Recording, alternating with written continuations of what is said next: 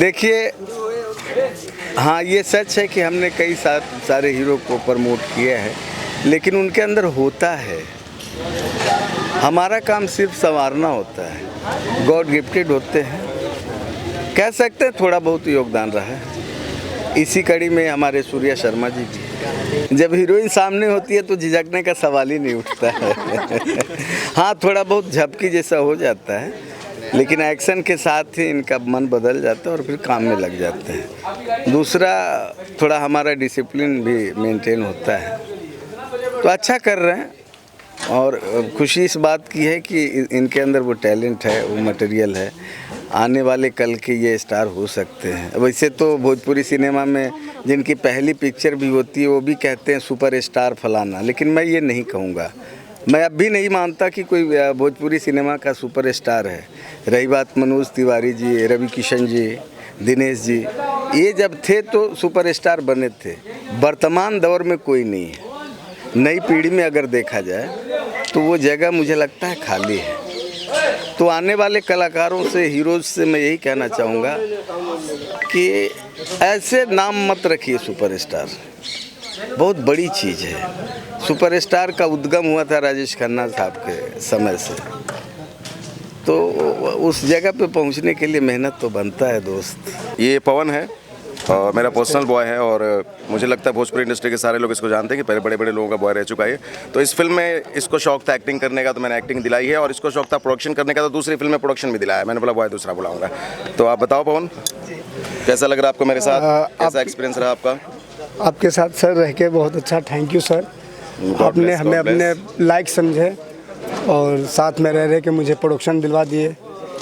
तो रामचंद्र जी तो अच्छे तरह से जानते ही हैं हमें, क्या बोलूँ सर। आपने कैरेक्टर किया, उसके बारे में क्या बोलना? और मैंने इस फिल्म में कैरेक्टर भी किया है, वो गांव का लुखा टपोरी वाला। हाँ, काफ़ी तारीफ कर रहे हैं लोग। काफ़ी लोग तारीफ़ कर रहे हैं, बोले जो अच्छा किया है बाकी लोगों से। तो यही है बस। देखिए, पहचान मुझे बनी है अवधेश मिश्रा जी की वजह से, और जो मुझे काम मिला है सर की वजह से। साहिल सर का मेरे सर पे हाथ है बस। और अब हम आपको मिलाते हैं इस फिल्म की जो सबसे बड़ी हस्ती हैं, जिनको मनाने के लिए न जाने कितना पापड़ बेलना पड़ा है मुझे, और जो भोजपुरी फिल्म करना ही नहीं चाह रहे थे, बोला नहीं अब करना ही नहीं है। तो काफ़ी मिन्नतों के बाद मैंने और सूर्या शर्मा ने काफ़ी मिन्नतें की। सूर्या शर्मा ने पैर भी पकड़ लिया कि सर मेरा फ्यूचर बना दीजिए, तो फिर माने हैं।